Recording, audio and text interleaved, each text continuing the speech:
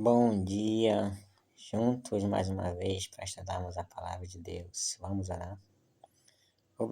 Obrigado, Senhor Deus, por mais um dia que o Senhor nos despertou, por termos a tua palavra em nossas mãos. Pai querido, abençoa nosso estudo de hoje e que teu Santo Espírito fale conosco através da tua palavra. Em nome de Jesus. Amém. O texto de hoje, já agora capítulo 2 de Marcos, é uma das histórias mais bonitas da Bíblia, que se eu fosse me deixar levar mesmo pela quanto eu gosto desse texto e quanto encontro tantas coisas boas nesse texto, o vídeo demoraria acho que mais de uma hora, porque realmente é muito rico esse texto aqui, tem muita coisa boa. Vou fazer a leitura aqui geral, depois a gente vai voltar a alguns pontos. Marcos capítulo 2, versículo 1 em diante. Dias depois entrou Jesus de novo em Cafarnaum, e logo ocorreu que ele estava em casa. Muitos afluíram para ali, tantos que nem mesmo junto à porta eles achavam lugar. E anunciava-lhes a palavra. Alguns foram ter com ele, conduzindo um paralítico levado por 4 homens. E não podendo aproximar-se dele, por causa da multidão, descobriram o eirado, que é o telhado, no ponto correspondente ao que ele estava, e fazendo uma abertura, baixaram o leito em que jazia o doente. Vendo-lhes a fé, Jesus disse ao paralítico: Filho, os teus pecados estão perdoados. Mas alguns dos escribas estavam assentados ali e arrazoavam em seu coração: Por que fala ele desse modo? Isso é blasfêmia. Quem pode perdoar pecados senão um que é Deus? E Jesus, percebendo logo por seu espírito que eles assim arrazoavam, disse-lhes: Por que razoais sobre estas coisas em vosso coração? Qual é mais fácil, dizer ao paralítico: Estão perdoados os teus pecados? Ou dizer: Levanta-te, toma o teu leito e anda? Ora, para que saibais que o Filho do Homem tem sobre a terra autoridade para perdoar pecados, disse ao paralítico: Eu te mando, levanta-te, toma o teu leito e vai para a tua casa. Então ele se levantou e, no mesmo instante, tomando o leito, retirou-se à vista de todos, a ponto de se admirarem todos e darem glória a Deus, dizendo: Jamais vimos coisa assim. Hein? É um texto lindo, uma história maravilhosa que mostra o poder de Jesus, a criatividade, daqueles amigos, e o desejo que eles tinham de ajudar o seu amigo. Realmente temos muito a aprender com esse texto aqui. Então, esse homem, não tinha como chegar a Jesus. Claro que ele queria muito ser curado, E não tinha como ele chegar a Jesus. Então, seus amigos tiveram essa brilhante ideia, de levá-lo até Jesus e carregá-lo, E chegando na casa onde Jesus estava, Que era ali considerada a sua casa, Que era um lugar em Cafarnaum, uma casa em Cafarnaum, onde era considerada ali a sua casa, Onde ele ficava, Então, chegando nessa casa, não tinha como entrar, não tinha como, aliás, não tinha como entrar, não tinha como se aproximar de Jesus, estava abarrotada de pessoas. Então, eles tiveram essa brilhante ideia, de abrir um lugar no telhado e baixar, por cordas, até que Jesus pudesse ver a pessoa, E Jesus, viu a fé deles, e a primeira coisa que Jesus falou não tinha nada a ver com cura física, Não, assim, aparentemente não tinha nada a ver com cura física, Jesus apenas falou: estão perdoados os teus pecados. Mas Jesus, ele sabe a nossa necessidade. Se ele falou isso, é porque com certeza aquele homem, o que ele mais precisava ouvir era, era, era o perdão. O que ele mais precisava para ser feliz, para recuperar a sua alegria de viver, era o perdão. Ele precisava de perdão. Não tem coisa mais preciosa nessa vida do que você perdoar e ser perdoado. Você está ferido, magoado por um relacionamento quebrado, e você restaurar esse relacionamento, né? E esse homem, o relacionamento dele que tinha sido quebrado foi principalmente com Deus. Ele sabia que parte da sua... Assim, apesar de a Bíblia não ser bem clara nesse ponto, né? Mas é, sabemos que, em parte, né, somos inocentes, em parte somos culpados, né? Pelos pecados, pelos sofrimentos da vida, né? Então, se Jesus falou que os pecados deles estavam perdoados, dá a entender que os seus pecados contribuíram para que ele chegasse àquela doença, né? Diferente de outras situações, né? Do cego de nascença, a história de Jó, né?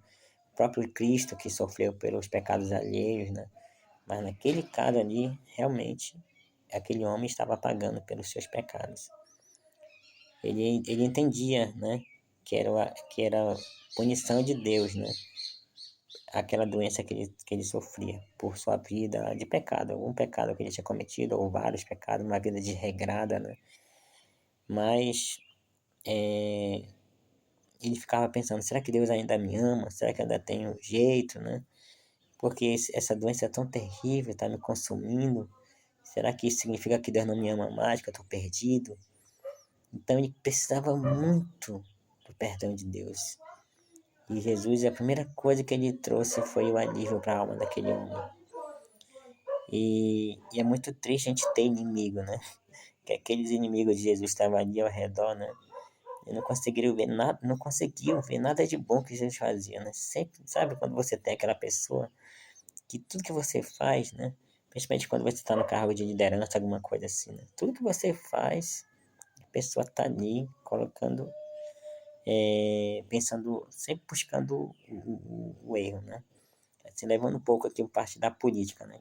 Eu vejo muitas pessoas ao redor, né? Comentarem muito, né?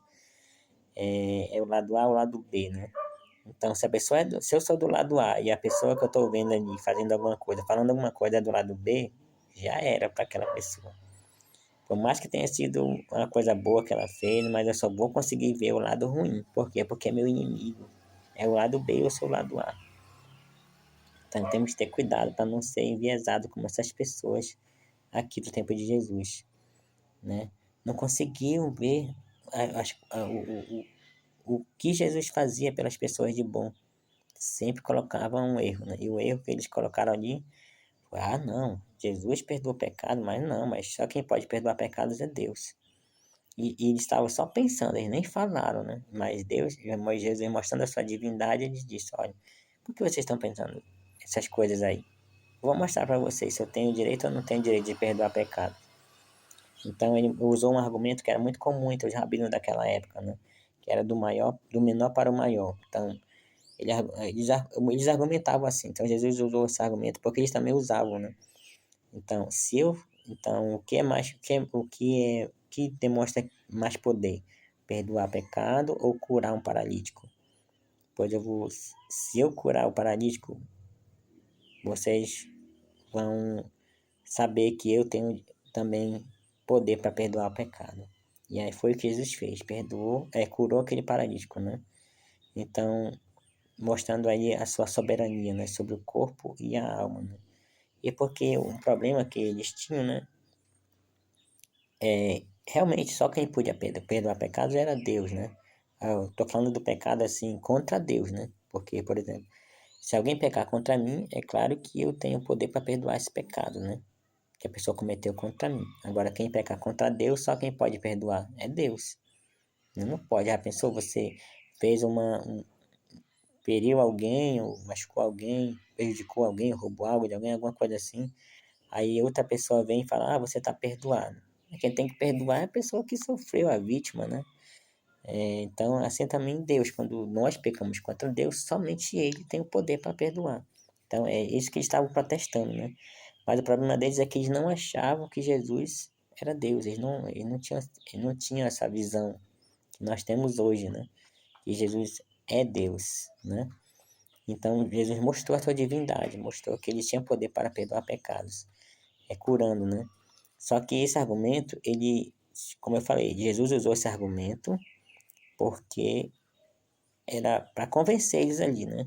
E porque também Jesus queria curar, né? Não era só, tipo, também usou como pretexto porque realmente Jesus queria curar, independente de terem ali pessoas falando mal ou não, Jesus ia curar com certeza.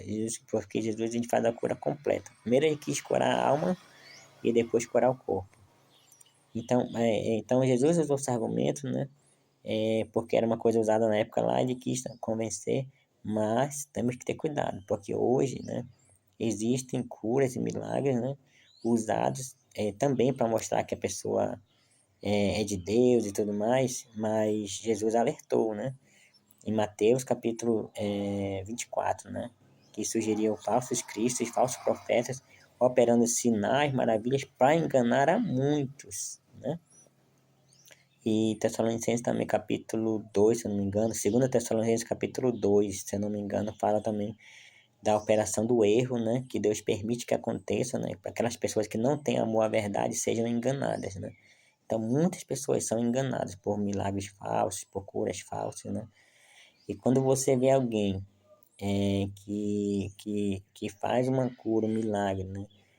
Para depois usar isso como argumento que ela tem que ela tá que o que ela fala é verdade, cuidado, né? Porque isso funcionou no passado, isso teve o aval de Deus no passado, mas hoje não. Hoje nós estamos vivendo no tempo, né, dos falsos profetas, né? E Jesus falou que no tempo do fim ia surgir, então tem muitos falsos profetas. Então, João Batista foi o maior profeta nascido de mulher. Quantos milagres ele fez? Nenhum. Então, hoje, fazer milagre ou não, não prova nada sobre a pessoa, tá bom? Apesar de Jesus ter usado esse argumento aí, temos que ter cuidado disso aí, tá bom? E agora, para finalizar, eu quero destacar, né, assim, o amor dessas pessoas, a criatividade dessas pessoas, né? Esses amigos, né? Esses são verdadeiros amigos, né? Amigos que te levam até Jesus, né? Esses são verdadeiros amigos. E eles foram criativos, eles se esforçaram, usaram a criatividade. Então, isso aí mostra o que nós devemos fazer, até que ponto nós devemos ir para salvar as pessoas que nós amamos, para salvar nossos semelhantes. Então, eles não mediram esforços, eles transformaram barreiras em oportunidades, né? Então, assim também devemos, para nós levarmos as pessoas a Jesus, está cada vez mais difícil, né? As pessoas estão buscando outras coisas, né? Elas estão paralíticas de espirituais, elas estão cegas de espirituais, elas todas precisam de uma cura espiritual. Mas para que elas sejam levadas a Jesus, às vezes os métodos tradicionais talvez não funcionam. Então, precisamos orar muito, né? Pedir para Deus mostrar uma luz de como fazer. E assim como esses homens tiveram essa brilhante ideia, com certeza Deus vai nos dar brilhantes ideias, né? Então, o nosso grupo, por exemplo, né, que nós formamos, com certeza ele foi uma ideia que Deus me deu, né? E, e espero através dela alcançar, né, as pessoas que eu amo. Mas nem todas, né? Como a gente já pode perceber, né? Nem todas, né? São alcançadas, né? Por esse método. Então temos que pensar em outro, né? E assim não desistir, né? Porque Jesus não desiste de nós, né? E assim como Ele nos amou, foi até o fim, nós temos também nos esforçar para salvar aqueles a quem Ele também quer salvar. Amém? Então esse foi o estudo de hoje. Vamos orar. Obrigado, Pai querido, porque o Senhor é maravilhoso. O Senhor cura o corpo, cura a alma. O Senhor nos dá o que mais necessitamos e também nos dá bênçãos materiais. E apesar, Senhor, dos inimigos estarem ao redor falando mal, o Senhor sempre mostra quem o Senhor é. E obrigado também por esse testemunho ter sido registrado, para nós sabermos quão nós devemos nos esforçar e usar criatividade, métodos novos para salvar as pessoas. Não os mesmos métodos, mas aquilo que se fizer necessário e não for contra a tua palavra, que nós venhamos, Senhor, usar, Pai. E nos usa hoje, Senhor, assim como o Senhor usou esses 4 homens para levar pessoas a Ti, Senhor. E se nós também, Pai, estamos precisando, Senhor, de uma cura, física e espiritual. Também cuida de nós, Pai. Faz esse milagre também em nossa vida. Pedimos e agradecemos essas bênçãos em nome de Jesus. Amém.